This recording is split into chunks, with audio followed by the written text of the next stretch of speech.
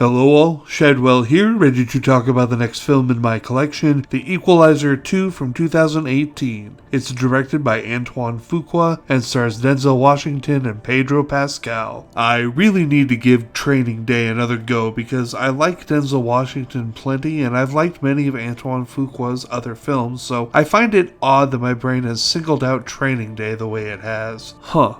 When I think about it, I recall thinking that Denzel's performance got overhyped, and I must have legitimately felt that because I know he won an Oscar for the role, and I looked at the other nominees that year and don't think any of them did any jaw-dropping performances. I really need to watch Training Day again, it would seem, and figure out if it's as good as people say, or what the problem is. Although, now that I think hard about it, I'm thinking it might have something to do with Ethan Hawke's character. We'll see one of these days. Anyway, The Equalizer 2. Come on, Shadwell. Stay on task, damn it. The first The Equalizer film had the right idea. Keep Robert McCall's past a mysterious one, and if you give us any details, make them sparse and only after we've devoted a substantial amount of time to the film. Well, unfortunately, The Equalizer 2 tries to tell us too much about Robert McCall's past, and it ruins the mystery.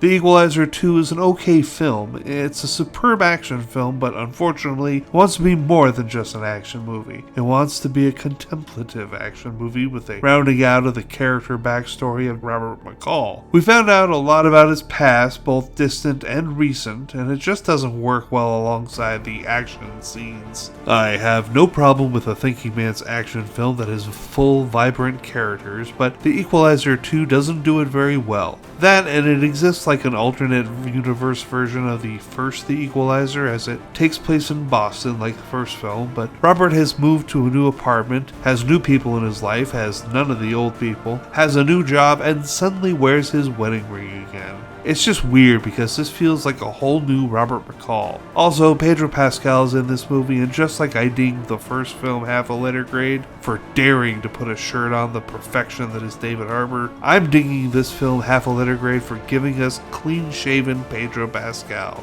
5 o'clock shadow Pedro Pascal is a thing of beauty, and it's a shame that they stifled it in this film. Just remember that the action scenes of this film are still good, and to some extent half of this movie is fine. But it's all the story and lore that get in the way of it and bring this film down to a C+.